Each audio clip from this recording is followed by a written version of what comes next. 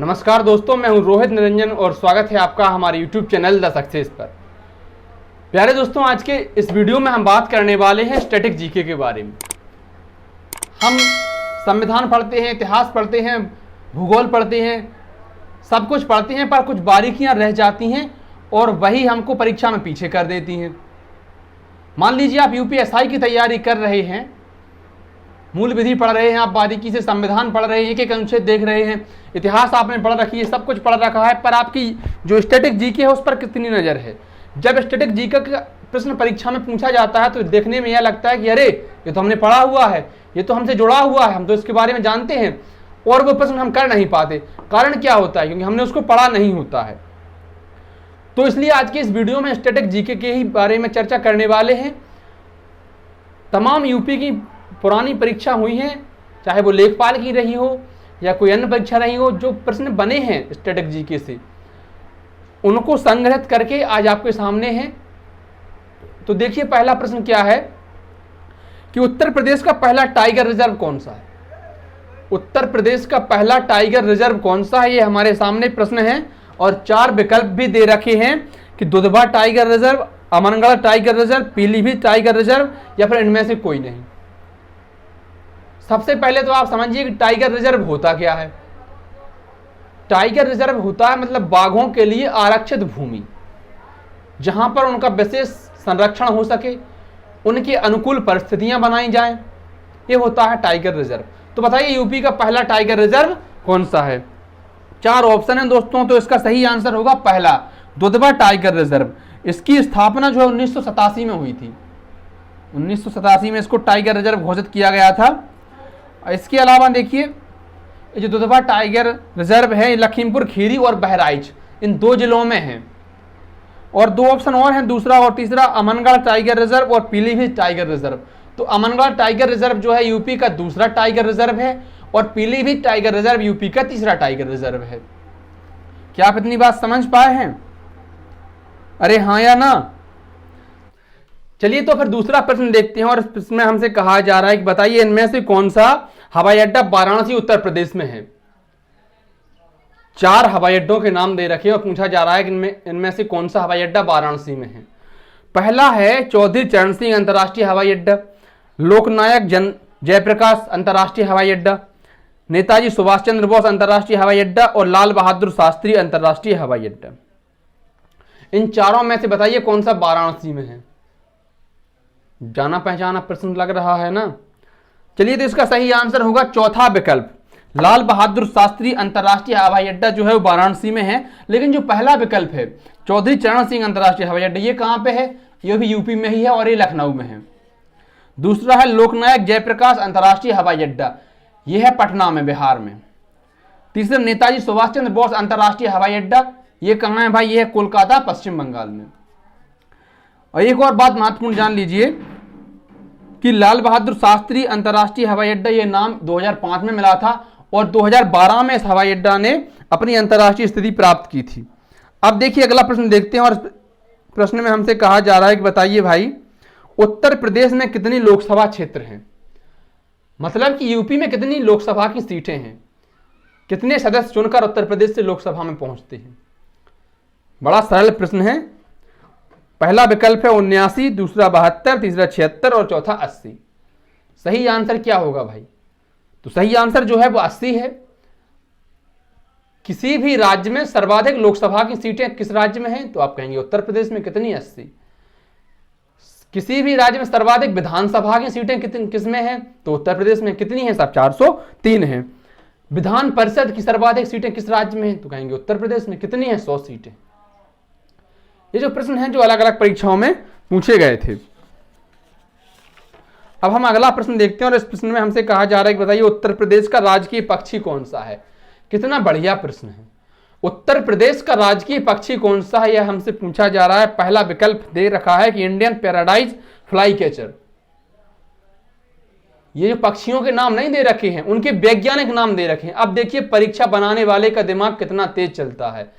ध्यान रखें, ये कभी मत भूलें कि जो परीक्षा बनाई जाती है वो हमें फेल करने के लिए बनाई जाती है, ना कि हमें पास करने के लिए। तो परीक्षा बनाने वाले ने हमको पक्षियों के नाम ना देकर उनके वैज्ञानिक नाम दे रखे हैं। अब देखिए हमको कितनी बारीकी से पढ़ना है। पहला विकल्प है इंडियन पैराडाइज फ्लाई कैचर, दूसरा है ग्रेट हॉर्नबिल, तीसरा है सारस क्रेन और चौथा है इंडियन रोलर। ये 4 विकल्प दे रखे हैं। सही आंसर इसका जो होगा वो तीसरा विकल्प होगा, सारस क्रेन। यूपी का राजकीय पक्षी जो है वो सारस क्रेन है। अब ये इंडियन पैराडाइज फ्लाई कैचर, ये तो अपना जाना पहचाना है, एमपी का है ना। ग्रेट हॉर्नबिल कहां का भाई, ये केरल का है। चौथा विकल्प है इंडियन रोलर, ये कहां का है, ये कर्नाटका का है। तो अगला प्रश्न देखिए कि उत्तर प्रदेश निम्नलिखित में से किस पर्वत श्रृंखला से घिरा हुआ है। उत्तर प्रदेश निम्नलिखित में से किस पर्वत श्रृंखला से घिरा हुआ है। 4 पर्वत श्रृंखलाएं हमको दे रखी हैं। एक पहला शिवालिक, दूसरा सतपुड़ा, तीसरा जांस्कर और चौथा इनमें से कोई नहीं। जल्दी से सही आंसर बताइए क्या होगा। अब चूंकि देखिए कमेंट का सेक्शन है नहीं, वो तो 1000 सब्सक्राइबर्स के बाद आएगा। जब अपन लाइव क्लास करेंगे तब तो मैं आपके कमेंट भी देख लूंगा बगल में कि आप क्या जवाब दे रही हैं। इसके लिए पहले क्या जरूरी है कि पहले 1000 सब्सक्राइबर तो करवाओ, जल्दी से सब्सक्राइब करो।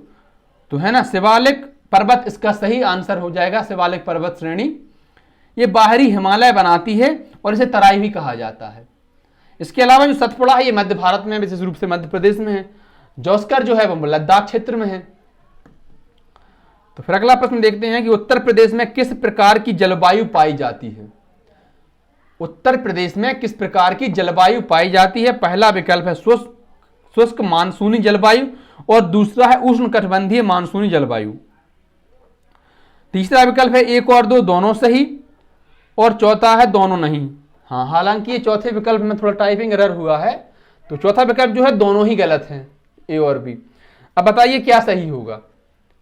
उत्तर प्रदेश में कौन सी जलवायु पाई जाती है भाई। उत्तर प्रदेश में जो है वो उष्णकटिबंधीय मानसूनी जलवायु पाई जाती है। मानसून के हिसाब से चलता है। गर्मियों में भयंकर गर्मी होती है, सर्दियों में भयंकर सर्दी होती है। उत्तर प्रदेश का मानसून ऐसा ही तो है। अब अगला प्रश्न है कि बताइए रासलीला खालिस्तान का नाट्य नृत्य रूप है। हरियाणा, उत्तर प्रदेश, महाराष्ट्र और राजस्थान। तो इसमें तो ज्यादा माथा पच्ची करने की जरूरत ही नहीं है, तो सीधा सीधा हम खालिस्तान में उत्तर प्रदेश भर देंगे और यह भी बता देंगे कि रासलीला जो है वो भगवान कृष्ण की लीलाओं पर आधारित है और ये मथुरा और उसके आसपास के क्षेत्र में बहुत ही ज्यादा प्रचलित है, बहुत ही ज्यादा फेमस है। क्या आप मेरी बात समझ पा रहे हैं जो मैं आप तक पहुंचाना चाहता हूं। अगला प्रश्न हम देखने वाले हैं कि निम्न में से कौन सा राष्ट्रीय उद्यान उत्तर प्रदेश में स्थित है। इनमें से कौन राष्ट्रीय उद्यान उत्तर प्रदेश में स्थित है। 4 विकल्प हमारे सामने हैं। अब वन विहार, हेमेश, दुधवा और दचिग्राम। बताइए सही कौन सा होगा। अगर आपने जो राष्ट्रीय उद्यानों के बारे में पढ़ रखा है कि किस राज्य में कौन सा है, तो निश्चित ही आप बता देंगे, और आपने उन पर ध्यान नहीं दिया है तो आप फंस जाएंगे प्रश्न में। और एक प्रश्न यूपी में, एक प्रश्न हमको 2.5 अंक देता है यूपीएसआई में। अब आप समझ लीजिए एक अंक कम से कम 2-3 हजार लोगों से पीछे कर देता है। मैं आज सुबह अखबार पढ़ रहा था, उसमें एक न्यूज थी कि अभी तक 15 लाख से अधिक फॉर्म भर चुके हैं यूपीएसआई की। और एक खुशखबरी भी है कि जिनके रजिस्ट्रेशन हो गए थे, उन्हें फीस सबमिट नहीं कर पाई थी, वो अब पूरे जून के महीने फीस जो है वो सबमिट कर सकती है। उनके लिए साइट अभी खुली हुई है। ठीक है, तो इसका सही आंसर क्या होगा भाई। 4 विकल्प हैं, वन विहार, हेमेश, दुधवा, दचिग्राम। सही आंसर होगा दुधवा। याद हो पहला प्रश्न इसी वीडियो में हमने लगाया था। वन विहार कहां है, ये भोपाल में है, मध्य प्रदेश में है। हेमेश कहां है, ये लद्दाख में है। और दचिग्राम जो है वो जम्मू कश्मीर में राष्ट्रीय उद्यान है। तो सही आंसर क्या हो जाना है, दुधवा। अब देखिए अगला प्रश्न हम देख रहे हैं। इसमें कहा जा रहा है कि शास्त्रीय नृत्य रूप कथक किस राज्य के से उत्पन्न हुआ है। शास्त्रीय नृत्य कथक, कथकली, भरतनाट्यम, मोहिनीअट्टम, ये जो नृत्य हैं बड़े फेमस हैं, इनको तो पढ़कर जाना ही है। ये तो उंगलियों पर रटे होने चाहिए। अब ये समझ लीजिए कि ये तो हर किसी को आते हैं, इसलिए इनको तो बहुत बारीकी से पढ़ना है। सरल प्रश्न है और तमाम परीक्षा में पूछे भी गए हैं। तो सही आंसर इसका 4 विकल्प हैं, उत्तर प्रदेश, बिहार, झारखंड, केरल, तमिलनाडु। 5 विकल्प दे रखे हैं इसमें। सही आंसर होगा उत्तर प्रदेश। उत्तर प्रदेश से ही कथक जो है वो उत्पन्न हुआ है। इसके अलावा देखिए केरल से है कथकली, भ्रमित मत हो जाना इसमें। तमिलनाडु से है भरतनाट्यम, और ये बिहार झारखंड इनसे भी हैं, लेकिन ये थोड़े इनके जो है कम फेमस हैं, ये बहुत ज़्यादा फेमस हैं। कथकली, भरतनाट्यम, कुचिपुड़ी। कुचिपुड़ी कहाँ का है? आंध्र प्रदेश का है ना। चलिए, तो अगला प्रश्न है, उत्तर प्रदेश के एक शहर गोरखपुर को हाल ही में निम्नलिखित विरासत के में से किसके लिए जीआई टैग मिला हुआ है? भाई सबसे पहले बताइए जीआई टैग क्या होता है? किसी विशेष स्थान पर या विशेष क्षेत्र पर जो चीज उगाई जाती है या बनाई जाती है उसको जीआई टैग प्राप्त होता है। जैसे कि मध्य प्रदेश में कड़कनाथ मुर्गे के लिए जीआई टैग मिला हुआ है ना। और अशोकनगर जिला है एक, वहां पर चंदेरी है एक छोटा सा कस्बा, मैंने देखा नहीं है लेकिन पढ़ा है उसके बारे में। तो चंदेरी की साड़ियों को भी जीआई टैग मिला हुआ है।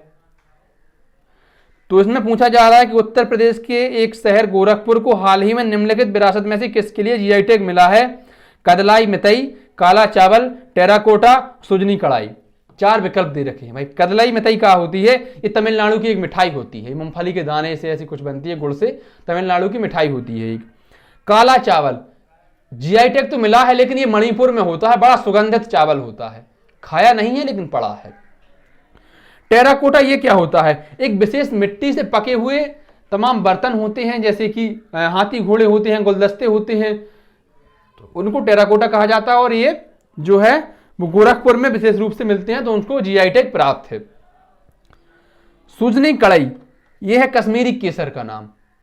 केसर तो बहुत होता है लेकिन जो कश्मीरी केसर होता है उसका विशेष महत्व है, उसमें विशेष क्वालिटी होती है। अब जैसे देखिए यूपी में आगरा का पेठा है, मथुरा का पेड़ा है, बड़ा प्रसिद्ध है। अब वही कारीगर हम आगरा से लेकर आए, उनको सब वही मटेरियल दें, कहें कि हमारे यहां पर आप पेठा बनाइए, तो क्या वो उतना चल पाएगा? नहीं चल पाएगा, क्योंकि उसको वातावरण वही चाहिए जो वो वहां बनाते हैं। अगला प्रश्न है कि उत्तर प्रदेश में निम्नलिखित में से कौन सी मुख्य फसल या वाणिज्यिक नकदी फसल है? कौन सी जो फसल है वाणिज्यिक या नकदी फसल है? नकदी फसल क्या होती है? जिसे बेचकर नगद पैसे आए, वो नकदी फसल होती है क्या? जिसे उधार बेचते हैं या जिसके बेचने से खाते में पैसे आए, वो नकदी फसल नहीं होती क्या? दोस्तों, नकदी फसल वो होती है जो विशेष रूप से बेचने के लिए उगाई जाती है, जिसका हम घरेलू यूज नहीं कर सकते। जैसे कि रबड़ की खेती है, चाय की खेती है ना, तो ये वाणिज्यिक फसलें ही तो हैं, इनको बेचने के लिए ही तो उगाया जाता है। तो 4 विकल्प हैं, मसूर की दाल, राजमा, गन्ना या रुई। इसका जो सही आंसर होगा गन्ना होगा। यूपी में सबसे ज्यादा गन्ना होता है और गन्ना अधिक होता है, इसलिए यूपी जो है वो शक्कर उत्पादन में, चीनी उत्पादन में देश का अग्रणी राज्य है। सर्वाधिक चीनी किस राज्य में सर्वाधिक चीनी का उत्पादन है? तो आप कहेंगे उत्तर प्रदेश में। एक प्रश्न ये भी तैयार हो गया भाई। अब देखिए अगला प्रश्न है कि भारत में उत्तर प्रदेश का क्षेत्रफल में कौन सा स्थान है?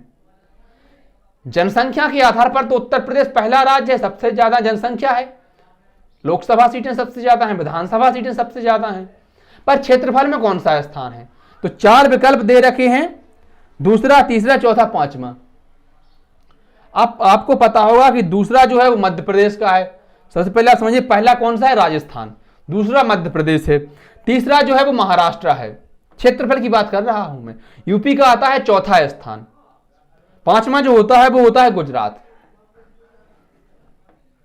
आंध्र प्रदेश पहले था लेकिन आंध्र प्रदेश का विभाजन हो गया, अब तो जो है तेलंगाना में उसका अलग निकल गया, तो फिर ये नहीं हो पाता। अब देखिए अगला प्रश्न है कि इसका सही आंसर देख लिया भाई, चौथा राज्य है। अगला प्रश्न यह है कि उत्तर प्रदेश का सबसे बड़ा पक्षी अभ्यारण्य कौन सा है? अभ्यारण्य से 10-15 प्रश्नों में से हमें 3-4 प्रश्न तो मिल गए, इसलिए बहुत ज्यादा जरूरी है कि अभ्यारण्य को बारीकियों से पढ़ें। हम जानें कि कौन सा अभ्यारण्य किस जानवर के लिए प्रसिद्ध है, उसकी क्या खास बात है, उस अभ्यारण्य से कौन सी नदी निकलती है, कौन से जिले में आता है, सबसे बड़ा कौन सा है, सबसे छोटा कौन सा है, पहला कौन सा है। तो देखिए उत्तर प्रदेश का सबसे बड़ा पक्षी अभ्यारण्य कौन सा है, और इसका 4 विकल्प दे रखे हैं, पटना पक्षी अभ्यारण्य, किशनपुर वन्यजीव अभ्यारण्य, महावीर स्वामी अभ्यारण्य या लाख बहुसी अभ्यारण्य। 4 विकल्प दे रखे हैं। पहला विकल्प जो है वो पटना पक्षी अभ्यारण्य। गलती से भी यह मत सोच लेना कि पटना जो है वो बिहार में है और बात उत्तर प्रदेश की जा रही है। पटना शहर भले ही बिहार में हो, लेकिन पटना पक्षी अभ्यारण्य जो है वो यूपी में भी है, यूपी में ही है। और ये यूपी का सबसे छोटा पक्षी अभ्यारण्य है जो कि एटा जिले में स्थित है। तो यूपी का सबसे छोटा पक्षी अभ्यारण्य कौन सा है? पटना पक्षी अभ्यारण्य। मान लीजिए आपने ये पढ़ा नहीं हो तो आप इसको तो लगाएंगे ही नहीं, क्योंकि पटना साक्षात दिख रहा है कि ये तो बिहार में है। इसका जो सही आंसर होगा वो चौथा विकल्प होगा, लाख बटोही मवेशी अभ्यारण्य। और ये कन्नौज जिले में है, यूपी के। कहां पर है? कन्नौज जिले में है। चलिए दोस्तों, तो ये जो कुछ महत्वपूर्ण प्रश्न थे यूपी स्टैटिक जीके से, जो कि तमाम अलग अलग परीक्षाओं में पूछे गए थे, मैं उम्मीद करता हूं आपने वीडियो को पूरा देखा होगा और जो जानकारी मैं आप तक पहुंचाना चाह रहा था वो आप तक पहुंची होगी। तो अगर आपको वीडियो अच्छा लगा हो तो वीडियो को शेयर करें, लाइक करें और चैनल को सब्सक्राइब करें। और अगर कोई कमी है तो निश्चित ही हमें कमेंट करके बताएं, जिससे कि मैं उचित सुधार कर सकूं। धन्यवाद प्यारे साथियों, मिलते हैं एक नई वीडियो के साथ और नई जानकारियों के साथ।